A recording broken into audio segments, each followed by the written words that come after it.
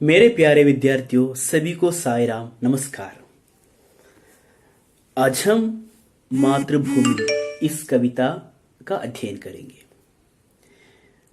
इससे पहले आप लोग ये किस तरह गाना, उसके बारे में मैं एक गाना भी आपको अपलोड किया था, वो अब सभी उसे सुने होंगे।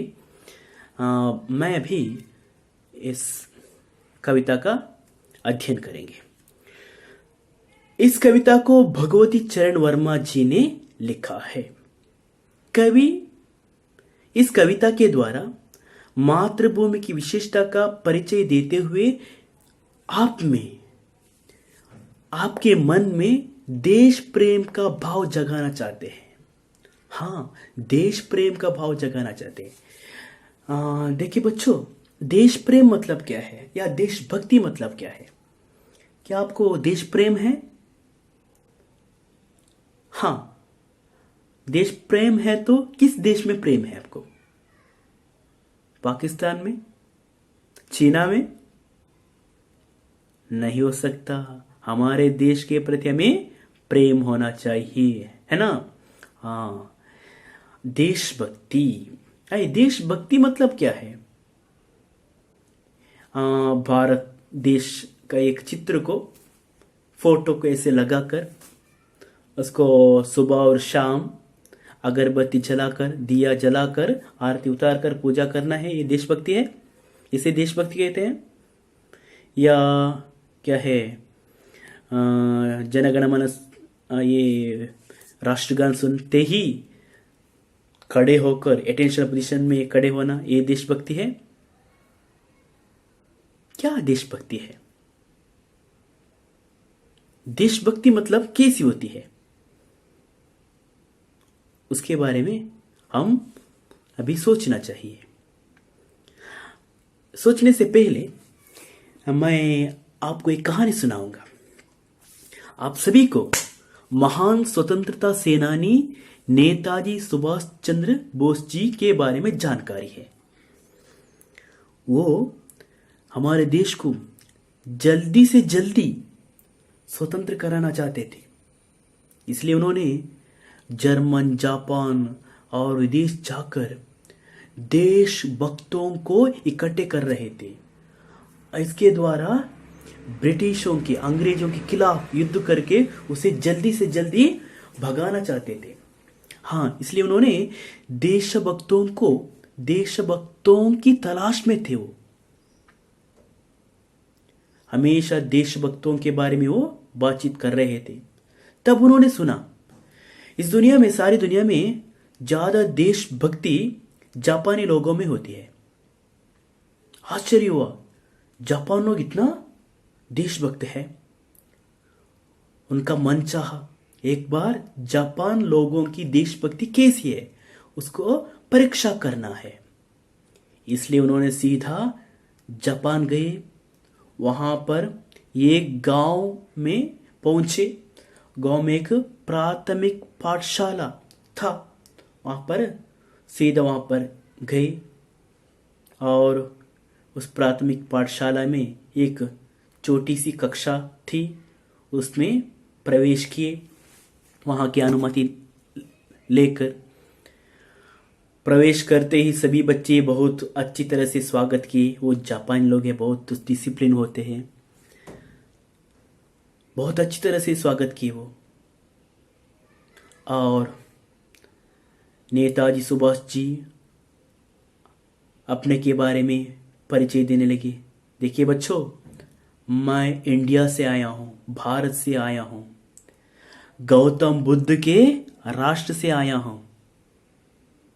बहुत खुश हो गए सभी बच्चे। गौतम बुद्ध नाम सुनते ही बहुत खुश हो गए। क्यों? क्योंकि जापान में बुद्धिज्म चलता है। हाँ, वहां का धर्म बौद्ध धर्म है। इसलिए वहां के बच्चे सभी उसके बारे में जानते हैं। इसलिए वो बहुत खुश हो गए। और नेताजी सुभाष जी और भी बात बढ़ाने लगे। देखिए बच्चों, मैं बुद्ध के राष्ट्र से आया हूं।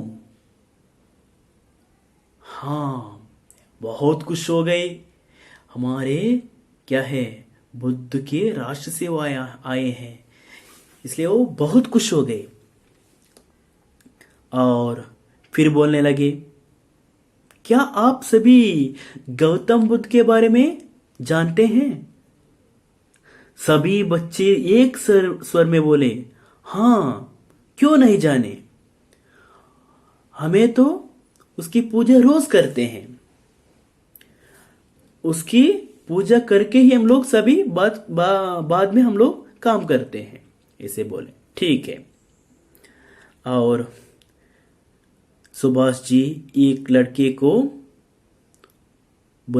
पास बुलाया और प्रश्न पूछा, देखो बेटा, गौतम बुद्ध का आपको पता है? हाँ, कल यहां पर जापान में वो आने वाला है, जापान में वो आएगा, तुम क्या करोगे? बहुत खुश हो गए सभी बच्चे, वो ही बच्चा नहीं, सभी बच्चे बहुत खुश हो गए।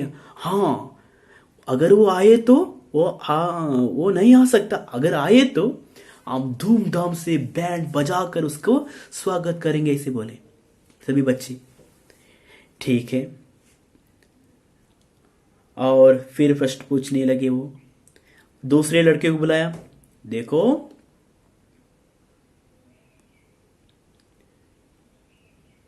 ये गौतम बुद्ध कल आने वाला है, लेकिन वो अकेला नहीं आएगा, ये बड़ी सेना के साथ आएगा, बड़ी सेना के साथ आएगा, और जापान पर हड़प लेने आएगा, मतलब आक्रमण करने के लिए आएगा, अटैक करने के लिए वो आएगा। तुम क्या करोगे? तब उससे पहले सभी बच्चे बहुत खुश में थे, अभी सभी की आंख लाल हो गई, गुस्से में सभी एक स्वर में बोले, हम उसे नहीं छोड़ेंगे, हमें अपने हाथ में बंदूक लेकर चलेंगे और उसको गोली मारेंगे। किसको? गौतम बुद्ध को। ठीक है, ये ही देशभक्ति है। बहुत खुश हो गए इस उत्तर से। कौन? नेताजी सुभाष चंद्र बोस। हाँ बच्चों, देशभक्ति के सामने, देश प्रेम के सामने और कुछ धर्म और कुछ जाति और कुछ भी नहीं होती है, और कुछ भगवान ही नहीं होती है। देशभक्ति ऐसी है जापान लोगों की, ऐसी देशभक्ति हम में भी होना चाहिए, है ना? इसे जगाने का प्रयास भगवती चरण वर्मा ने इस कविता में कर रहे हैं। देखिए, इससे पहले हम लोग कवि परिचय देखेंगे। कवि परिचय देखेंगे। कवि भगवती चरण वर्मा। उसका जन्म 30 अगस्त 1903 को उन्नाव जिले, कहां पर है उन्नाव जिले? उत्तर प्रदेश में है। वहां के शफीपुर गांव में हुआ था। वहां पर एक गांव है, छोटा सा गांव शफीपुर, वहां पर उसका जन्म हुआ था, उनका जन्म हुआ था। उन्होंने इलाहाबाद से बीए एलएलबी की डिग्री प्राप्त की।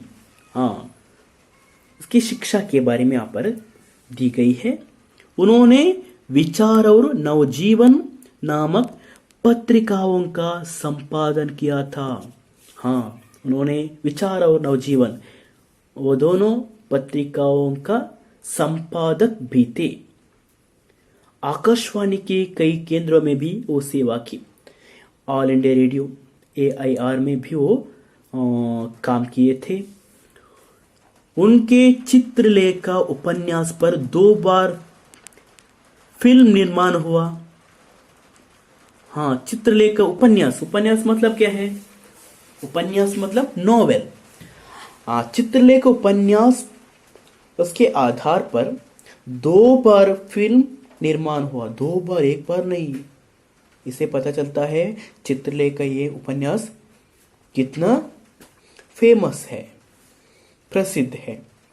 दूसरा उपन्यास भूले बिसरे चित्र, ये साहित्य अकादमी से पुरस्कृत है। हाँ, साहित्य अकादमी की प्रशस्ति उसे मिली है।